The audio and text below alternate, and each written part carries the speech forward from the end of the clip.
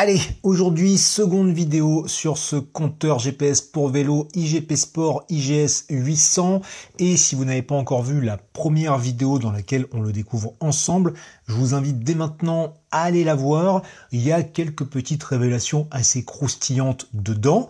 Et là, du coup, ça fait une bonne semaine que je l'essaye. Donc, je vais pouvoir revenir sur certains points, notamment pas mal sur la navigation que j'ai pas mal testé, là notamment dans le lot où je suis en ce moment. Mais avant ça, il faut que je vous parle du contenu de ce petit carton qui va fortement vous intéresser, notamment si vous cherchez des idées de cadeaux de Noël. Et waouh, ça, l'odeur déjà, elle est très forte. En fait, dans ce petit carton, il y a un truc dont je vous ai déjà parlé. Ce sont les savons pour sportifs de la marque Zenke. Donc Zenke, c'est une marque qui a été créée par Vincent, un ancien triathlète, qui souhaitait apporter du bien-être, du confort à nous autres sportifs. Et donc, il est parti sur la création de ces savons qui sont conçus pour aider à la récupération physique et mentale. Alors, on a trois modèles. On a ici le savon enveloppant. On a le savon énergisant, qui est celui que j'ai le plus testé jusqu'à maintenant. Et puis, on a le savon vivifiant. Et donc, ces trois savons, en fait, ils sont à base d'huile d'arnica. Ça, c'est quelque chose qu'on connaît bien. Et après, il y a plein d'autres bonnes choses dedans, comme par exemple du calendula, du chanvre ou encore du vétiver. Tout ça, c'est pour calmer, régénérer, protéger, apaiser. Et si on veut continuer un petit peu dans les gros mots, ces savons, ils sont biodégradables, exfoliants, surgras et saponifiés à froid. Et si, comme moi, il y a encore quelques temps, vous ne saviez pas exactement ce que voulaient dire ces différents termes, je vous invite direct à aller faire un tour sur le site internet de Zenke parce qu'il explique tout ça bien comme il faut. C'est hyper intéressant qu'on ait envie d'acheter des savons ou pas. Ça permet parfois de mieux saisir certaines discussions qu'on peut avoir en soirée et autres. Enfin, moi, j'aime bien toujours apprendre des choses. Et côté utilisation, comme je vous l'ai dit, j'ai surtout utilisé le savon énergisant. En fait, j'en ai fini un de cette taille-là. Donc, je peux vous parler un petit peu de la durée de vie des savons Zenke. En gros, le savon, il m'a duré 1 mois à raison de 1 à 2 douches par jour. Et au niveau de l'utilisation, franchement, je l'ai trouvé vraiment agréable. Déjà, il y a l'odeur, comme je vous l'ai dit, ça sent très bon. L'odeur est forte, mais ça sent très bon. Et ça, on l'a directement quand on rentre dans la douche. Et celui-là, c'est assez marrant quand on se lave avec. On sent que ça gratte un petit peu, donc ça, c'est à cause des pépins de raisin là qui sont dedans, et il me semble que c'est pour le côté exfoliant. Enfin, je l'ai trouvé vraiment agréable à utiliser, et maintenant, il y a quand même un petit truc qui est un peu plus difficile à percevoir, c'est le côté aide à la récupération physique et mentale. Je pense que là, on est tous différents, on n'a pas tous la même sensibilité, et dans l'absolu, la seule chose à faire, c'est d'essayer. Mais déjà, si ça vous intéresse, sur son site, Vincent, il a mis de la lecture avec les bénéfices des différents composants de ces savons et les études qui y sont associées.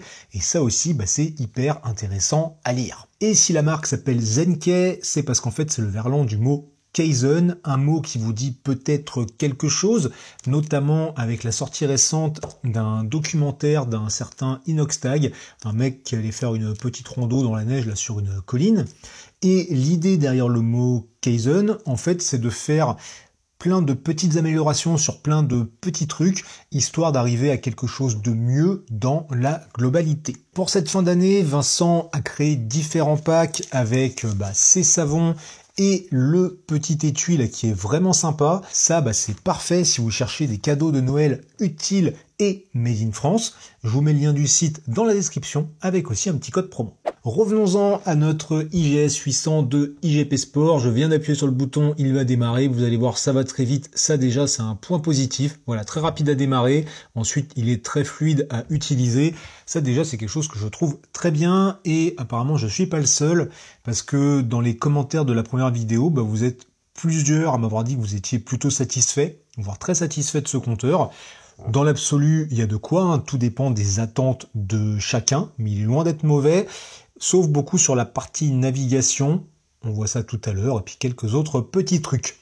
Dans ces commentaires sous la première vidéo, il y a un truc qui m'a été dit, que moi personnellement je n'ai pas spécialement testé, c'est que le son émis par ce compteur serait trop faible. Le son notamment pour les alertes d'un radar type Garmin Varia, vous savez, quand un véhicule arrive par derrière. Personnellement, j'ai pas testé parce que moi j'ai horreur en fait des trucs qui bipent. Donc dès que j'ai un compteur, de base, je coupe tous les bips. Mais voilà, c'est à savoir, le son serait peut-être un petit peu faible. Par contre, gros point positif, c'est que une fois que vous avez couplé ce genre de choses à ce truc-là, eh bien c'est que depuis ce truc-là, vous pouvez gérer la lumière de celui-là. Vous dites si vous voulez l'éclairage fixe, l'éclairage clignotant ou je ne sais quoi, c'est vraiment super plutôt que d'aller jouer avec le bouton. Un autre point que j'avais abordé là dans la première vidéo, c'était le fait que dans la boîte, je n'avais pas eu de protection d'écran à coller sur le compteur, alors qu'habituellement IGP Sport en fournissait, alors que j'avais vu dans des vidéos de test ou d'unboxing d'autres personnes qui avaient cette protection d'écran. Donc j'ai posé la question à la marque, et la réponse est qu'en fait, ils ont changé la méthode de fabrication, et que maintenant, la protection d'écran, en fait, elle est collée en usine, et on le voit un petit peu ici, vous voyez, une sorte de petite surépaisseur. Donc en fait, ils installent la protection d'écran directement à la fabrication. Donc ça évite d'avoir à le faire. Au moins, on est sûr qu'il n'y a pas de poussière et que c'est bien fait.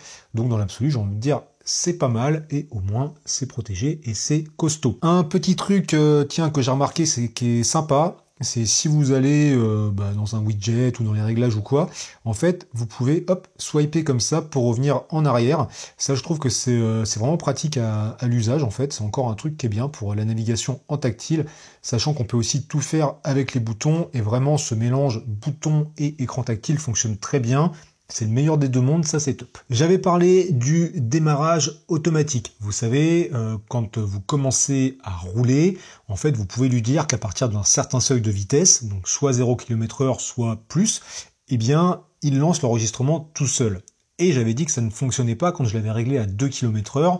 Là, je l'avais repassé à 0 pour voir. En fait, ça fonctionne très bien, c'est juste qu'il met un petit peu de temps à se déclencher, il faut peut-être, 10-20 mètres. Dans un sens, c'est pas plus mal parce que ça évite qu'au moindre mouvement, il lance l'enregistrement d'une sortie. Là, faut quand même bouger un peu, mais ça fonctionne bien. Et après, pendant que vous roulez, en fait, la mise en pause et la reprise de l'enregistrement de manière automatique, ça fonctionne très bien aussi. Depuis la semaine dernière et la première vidéo, j'ai reçu une mise à jour de firmware. Donc là, il est passé en 1.40. Je ne sais plus exactement ce que ça a corrigé. J'avais la liste, il y a eu quelques trucs, mais rien de révolutionnaire. J'aurais aimé, en fait, que ça corrige un problème que j'avais noté et que je leur avais remonté par mail. Et je m'étais dit, tiens, ils en auront profité pour le faire. C'est le fait que le compteur ne se met pas en veille ou ne s'arrête pas automatiquement alors que j'ai paramétré ça dans ces réglages. Là, je leur ai redit, donc j'ai fait la mise à jour. Malheureusement, ça s'est pas corrigé. Ils m'ont répondu que la veille automatique nécessite que l'ordinateur se mette en veille lorsqu'il n'y a pas d'application, de capteur ou de connexion Wi-Fi et aucune entrée ou sortie de données. Bon, déjà, vous remarquerez que le mec m'a écrit ça en français, c'est vraiment texto ce qu'il m'a envoyé. C'est pas toujours écrit ou traduit d'une belle manière, donc l'ordinateur, c'est ça, bien sûr. Et donc, pour qu'il se mette en veille, faut qu'il n'y ait rien de connecté dessus et pas de session, en fait, de lancer. Ça, c'est logique. Par contre, moi, je leur ai dit, mais en fait, le compteur, généralement, une fois qu'on est rentré chez soi, c'est là qu'on veut qu'il se mette en veille. Mais quand on est chez soi, souvent, c'est là que le machin va être connecté à un Wi-Fi.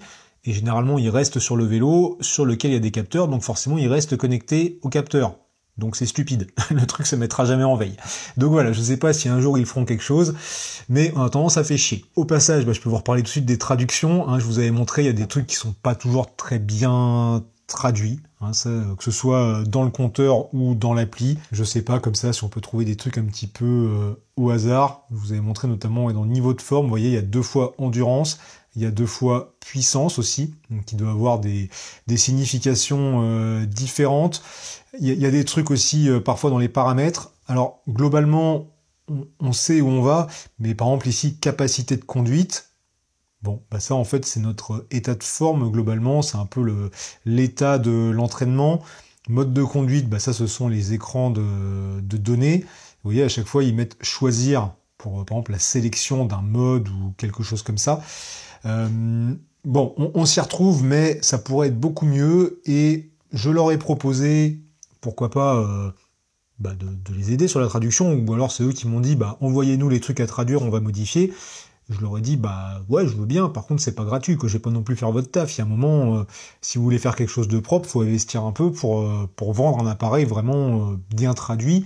Et je sais pas s'il y a que en français qu'il y a le souci, ou aussi dans d'autres langues. Je parle pas assez d'autres langues pour vérifier. Dessus, on a un écran d'endurance qui semble pas trop mal fonctionner. Alors ça se situe par exemple ici, c'est la jauge qui est en haut, endurance. Donc ça vous dit au fur et à mesure de la sortie le pourcentage d'endurance qui vous reste. Chez Garmin, c'est le stamina, si je me trompe pas. Ça va être un petit peu la même fonction. Ça a l'air de fonctionner, j'ai bien vu là sur une sortie de 80 bornes avec pas mal de dénivelé que ça diminuait petit à petit et que sur la fin, quand je commençais à être bien claqué, il me restait pas grand chose. Bon là ça se basait sans doute uniquement sur la fréquence cardiaque et peut-être sur la puissance, mais calculée en interne au travers d'un algorithme. Sans doute qu'avec un capteur de puissance ça fonctionnerait mieux. Mais bon, je suis pas un grand fanat de tous ces trucs-là, mais ça a l'air de le faire. Et je pense que ça peut être utile pour certaines personnes. Un truc par contre que j'ai noté comme problème, c'est sur les 2-3 sorties que j'ai fait depuis là que je suis dans le lot, à chaque fois en rentrant, le compteur il se synchronisait pas automatiquement avec l'application smartphone, donc pour récupérer les données. Ça j'avais déjà eu le souci chez moi, où il me semblait que c'était en rentrant le parking souterrain et qu'il n'y avait plus de réseau téléphonique que ça le faisait. Là je sais pas si c'est en arrivant à côté de la maison que ça rebascule sur le Wi-Fi, donc il y a une interruption, peut-être des données quelque part. Bref, je suis obligé à chaque fois d'aller dans l'application, de faire l'import de données de manière manuelle. C'est pas très gênant, mais ça fait une manip de plus. Et dernièrement, j'ai aussi eu un problème, c'est que, et peut-être c'est simplement un problème de maintenance de serveur d'un côté ou de l'autre, la sortie, une fois téléchargée, ne s'affichait pas dans le récap de l'appli, et donc n'était pas envoyée sur Strava. Je pouvais donc télécharger le fichier depuis l'application, je l'ai fait, ça m'a sorti un truc à 0 octet, donc j'avais aucune donnée à importer dans Strava. Et donc ce que j'ai fait, et là c'est hyper simple, c'est que j'ai connecté le compteur à l'ordinateur, donc pour ça le compteur doit être éteint, il est alors reconnu comme un disque dur externe, comme une clé USB, et vous avez accès à tout ce qu'il y a dedans. Il suffit d'aller dans le dossier activité, il y a un truc avec comme nom de fichier la date de l'activité, hop, je l'ai enregistré en fait, et puis je l'ai chargé dans Strava, terminé, on n'en parle plus, donc au moins pour ça c'est facile. Parlons maintenant de la navigation, qui est pour moi quand même un élément très important dans les compteurs GPS, et là malheureusement il y a quelques trucs bien et des choses beaucoup moins bien. Déjà, je reviens sur comment charger une trace sur le compteur. Ça, c'est très simple, je vous l'avais dit dans la première vidéo. Ça se fait via leur application qui, n'est pas traduit extrêmement bien, mais on comprend quand même. Donc en fait, vous allez, je crois que c'est itinéraire recommandé. Là, vous pouvez soit importer un fichier, soit créer une trace, un petit peu au choix. Après, hop, vous balancez ça sur le compteur. Je reviens sur un truc qui est intéressant, c'est la création de traces, justement, et ça je l'ai testé en fait même pendant une sortie. Vous êtes en train de rouler, vous avez une trace de charger ou pas, peu importe. Vous pouvez, depuis l'application, balancer une nouvelle trace sur le compteur, voire en fait créer une trace comme on peut faire avec le Coros Dura, juste que le système est un peu moins bien. En fait, vous ouvrez l'éditeur, vous faites point de départ, point d'arrivée, ça vous fait la trace entre les deux. Il n'y a pas beaucoup de réglages, mais bon, on peut le faire et ça peut être pratique. Je sais pas, d'un coup on vous dit, tiens, rendez-vous à tel endroit. Hop, vous mettez le point de départ où vous êtes, vous mettez le point d'arrivée là où vous devez aller, et ça vous fait la trace, vous balancez sur le compteur, ça l'active directement, il n'y a plus qu'à suivre le truc. L'inconvénient par contre, c'est que chaque nouvelle trace est enregistrée sur le compteur. Donc si vous faites souvent cette manip d'ajouter des trucs, rapidement vous allez avoir plein de traces enregistrées, mais pour les supprimer, en fait c'est très simple. Vous allez ici dans route navigation, hop, et vous avez les différentes traces qui ont été chargées. Par exemple celle-ci, si je veux la supprimer, je la swipe et il y a la petite poubelle, terminé. C'est dommage par contre, vous voyez, je l'ai supprimé directement, très rapidement. Peut-être ça aurait été intéressant en fait qu'il y ait un écran de validation pour me dire est-ce que tu veux vraiment supprimer la trace, parce qu'on peut se retrouver peut-être, je sais pas, sur un événement où on change le parcours ou alors où on a plusieurs traces, à supprimer le truc. Et si c'est un coin où on n'a pas moyen de recharger la trace dessus parce qu'on n'a pas son téléphone ou je ne sais quoi, ça peut être pénalisant. Pardon. Ça, c'est du détail. Après, ça gère aussi les retours au point de départ, enfin ce genre de choses. Donc là-dessus, ça fonctionne plutôt bien. Par contre, la navigation, de manière générale, elle est très lente et enfin c'est pas fou. En fait, j'avais déjà remarqué sur les premiers essais que si vous changiez de direction, donc admettons à un moment il vous dit de tourner à gauche, au moment de tourner à gauche, lui il continuait un peu tout droit, ou il suivait pas bien la route, enfin il y avait un truc qui allait pas. Bon, ça je leur en ai parlé dans le même mail que où j'ai parlé d'autres trucs là. Ils m'ont dit qu'il fallait calibrer la boussole. Ok, pourquoi pas, peut-être que l'erreur vient de moi, il n'y a pas de souci. Du coup, j'ai tenté le coup de calibrer la boussole. Ils m'ont dit qu'il fallait faire ça dans un environnement ouvert, donc j'ai fait ça en extérieur avec pas trop de trucs autour. C'est pas simple, faut faire une sorte de mouvement de 8. J'ai pas toujours réussi du premier coup, mais il y a un moment ça m'a dit calibration réussie.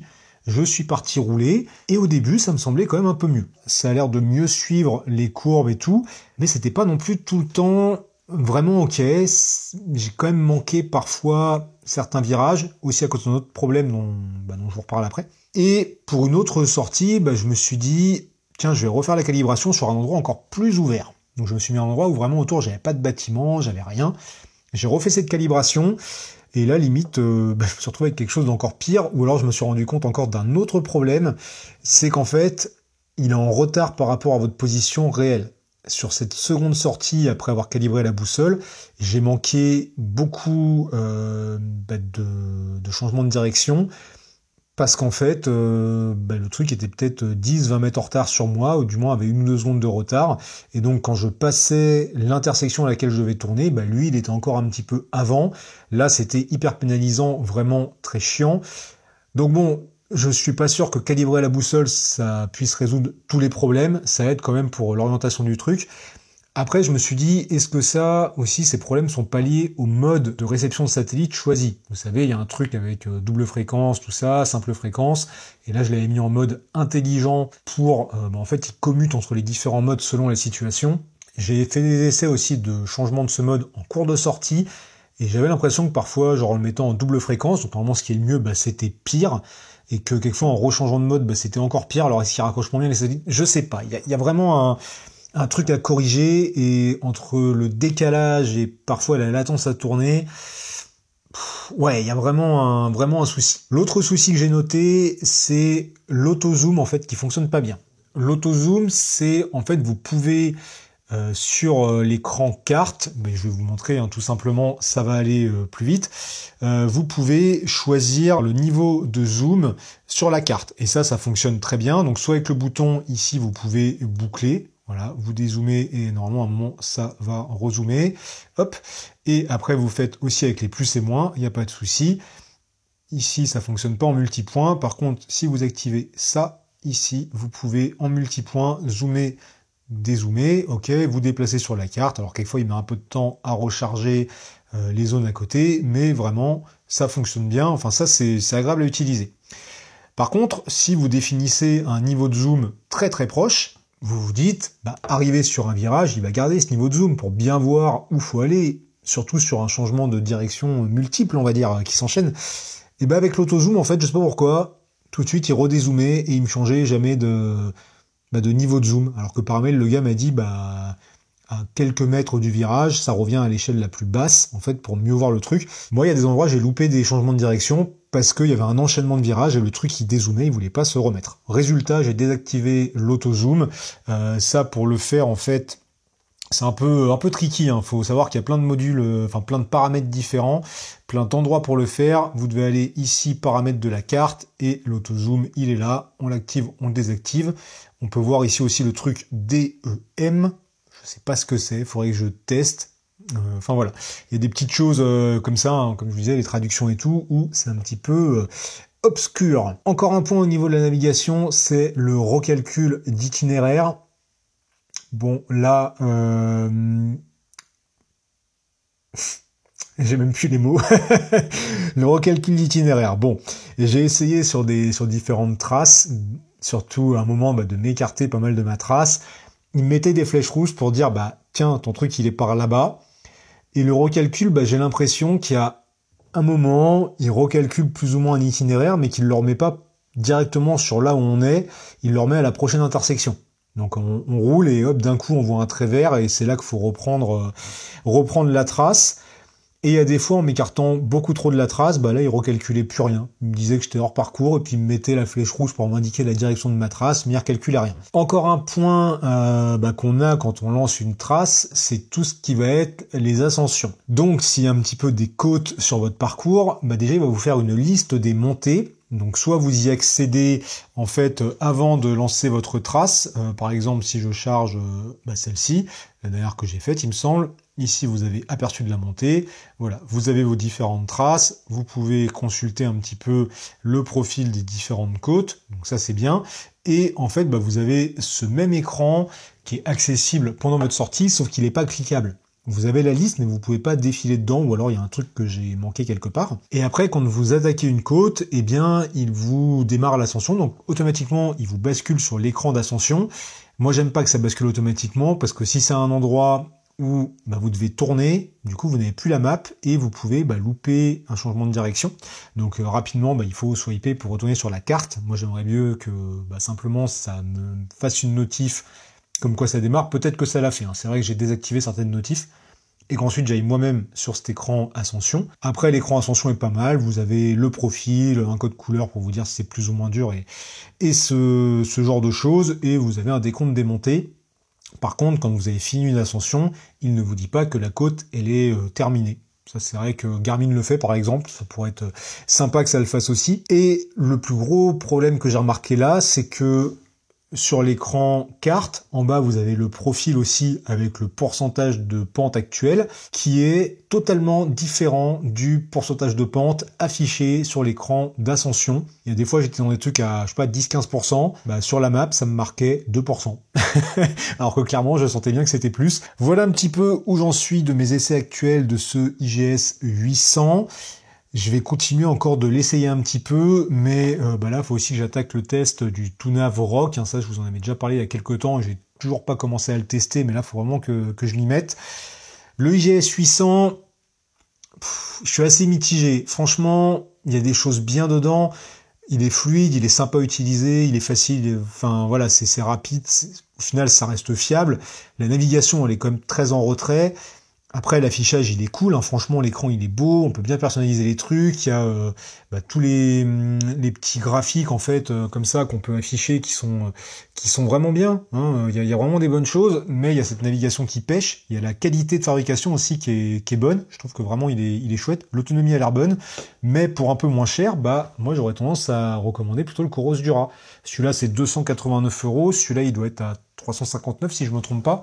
S'ils étaient au même prix, bon, on en reparlerait différemment. Mais là, je pense que celui-ci, malgré qu'il ait un écran moins sympa, moins grand, moins joli, que les écrans de données sont un peu moins sympas, il n'y a pas toutes ces jauges, tous ces graphiques, il a beaucoup plus d'autonomie. Après, pareil, c'est pas toujours le plus réactif en navigation, mais je suis quand même vachement plus confiant avec celui-là. Et au moins, lui, même si pour recalculer un itinéraire, il est dépendant du smartphone, il recalcule bien, il vous met la trace, même s'il y a d'autres soucis à ce niveau-là. Et il y a aussi l'application Coros que je trouve déjà mieux traduite. Puis au niveau de l'interaction avec le compteur, c'est encore un peu plus simple, un peu mieux fait. Enfin voilà, bref, pour moins cher, je préfère celui-ci. Maintenant, vraiment, celui-là, il a aussi des atouts, il y a encore des choses que j'ai pas testées. Donc tout ça, on peut en discuter dans les commentaires et je reviendrai vers vous. Maintenant, j'aurai avancé un petit peu ces essais. Sur ce, je vous dis à très bientôt.